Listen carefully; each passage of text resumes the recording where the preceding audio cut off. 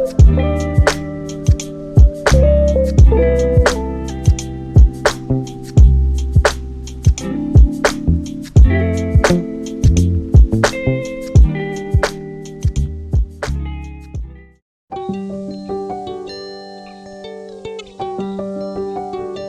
everyone, Gerald here. Welcome back to Studio Ploy. Hope everyone is having a great day.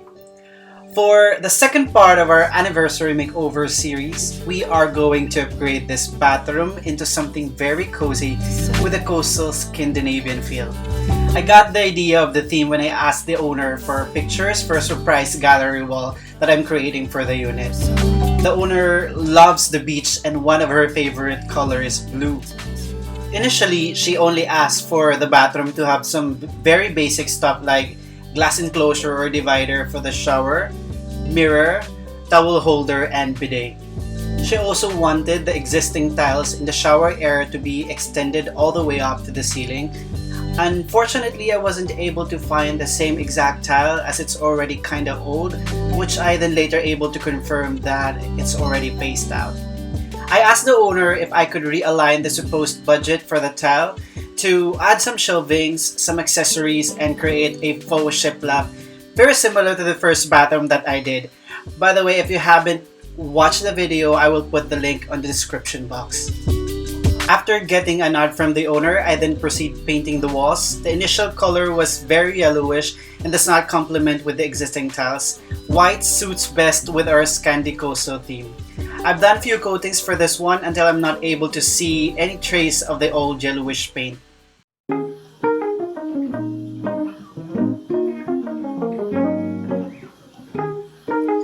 The timing was just perfect that on the second day, as a glass was scheduled to install the shower enclosure, I opted for the fixed one and the cover is just a little over half of the shower area. This is to protect the other side from water splashes. Full enclosure was initially considered but it was out of budget. I also went for the frameless for it to have a very clean look, and it gives this illusion or magical effect by giving your bathroom a bigger feel.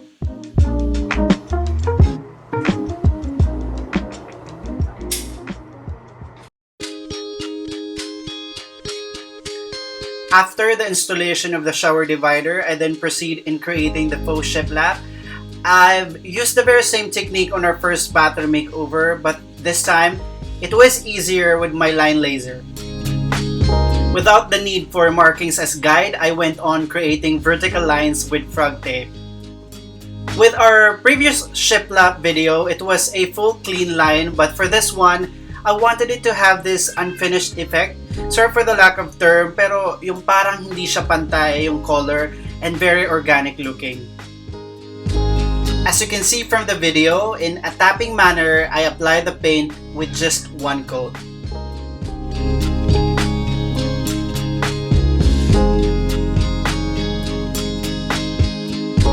I've tried it first on one side. Nung naging successful siya, I then replicated it all throughout the bathroom walls. When peeling off the tape, make sure that you're pulling it away around 45 degrees sa line to avoid na dumikit yung paint.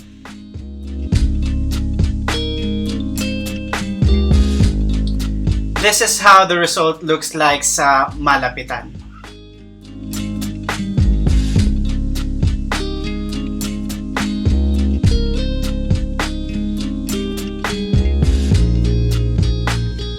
By the way, if you're gonna try creating this, same with what I did here, you can reuse the other side of the tape.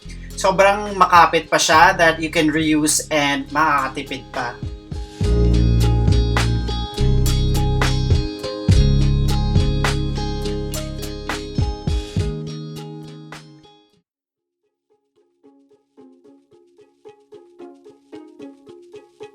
I then assembled the Lacke storage shelf that will be installed on the upper part of the sink and the bowl area.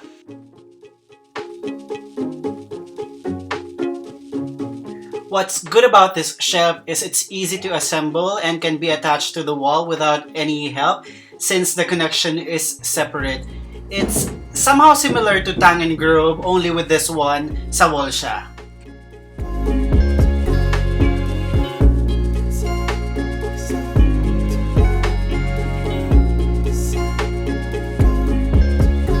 And for that Scandi touch is this round Daane hanging mirror in gold. The chain is adjustable so you can easily change the height of the mirror.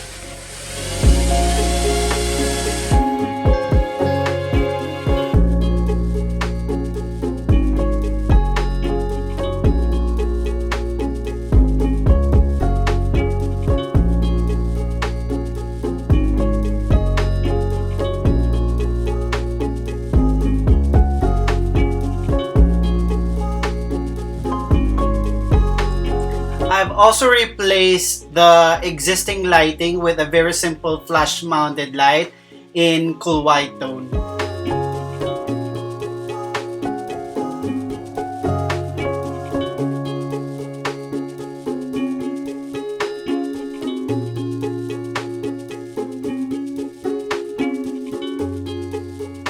Almost all the major fixtures were already installed, but I kept looking at the proportion of the mirror with the storage shelf and the sink. It doesn't look cohesive to me. I took a photo of it since di ako makonvince. Even if you've done some measurements, there will still be last changes on the actual. Last minute, I came up with a decision to remove it and instead put this on the bedroom area and replace it with a simple floating shelf.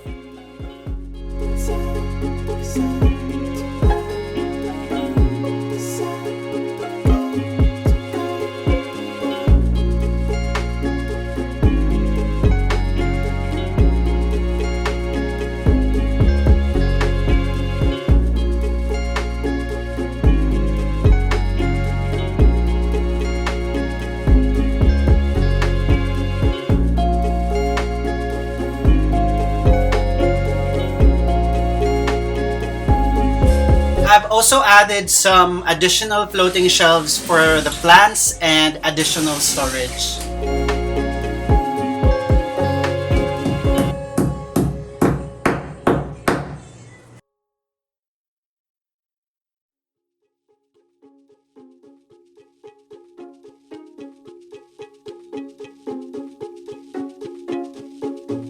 For a little drama, this Scandi Ladder will add in dimension to the space, which will also serve as hanging area for the clothes and towels.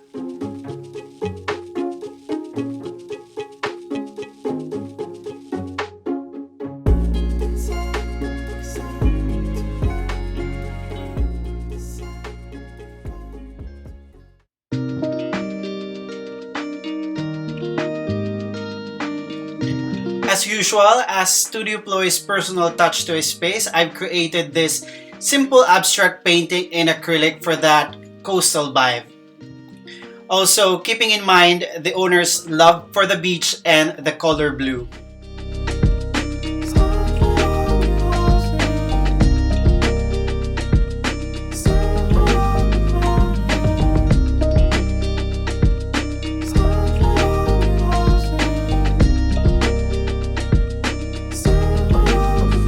I've also added in this stainless steel finish bidet, similar to the finishes of the existing fixtures, since we are not going to replace them.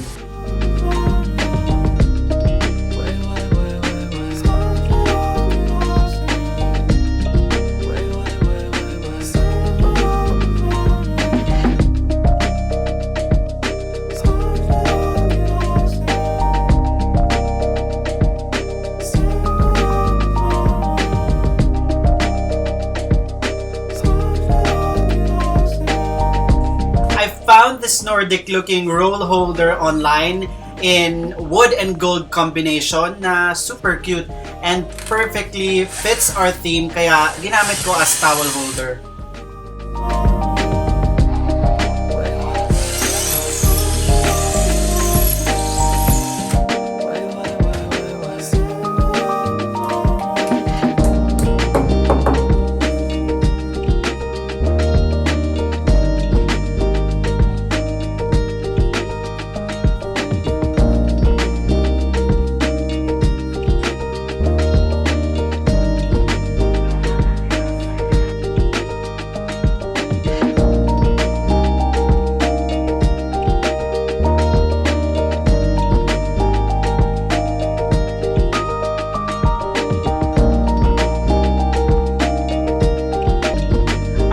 added these gold hooks for hanging used towels. As you can see, we have two different tones, the stainless steel and the gold finishes. It's actually okay to combine, just make sure to use one hue as the accent and the other hue as the dominant one.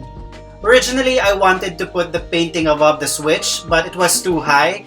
Instead, I placed it beside the Scandi Ladder na mas bumagay palalo.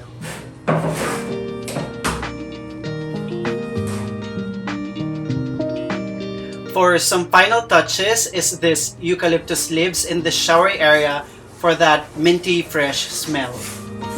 Also, with this native laundry basket with lid, the face towel, and the super comfy bath mat that I got all from H&M Home.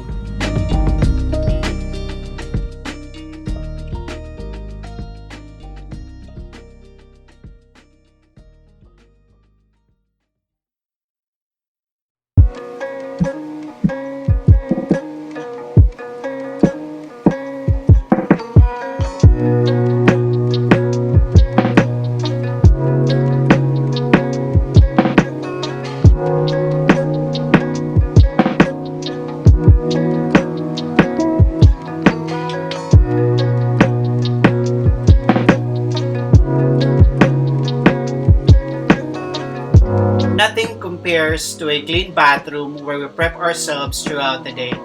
It could serve as a sanctuary within your abode or a place where one finds solace and retreat. A bathroom should be warm, comforting, and a place that definitely provides a refreshing feeling that energizes you to face whatever challenges the day ahead of you bring. I'm hoping this simple bathroom makeover inspires you more to create one that best suits your personality and lifestyle. Thank you guys so much for watching. See you guys in the next one.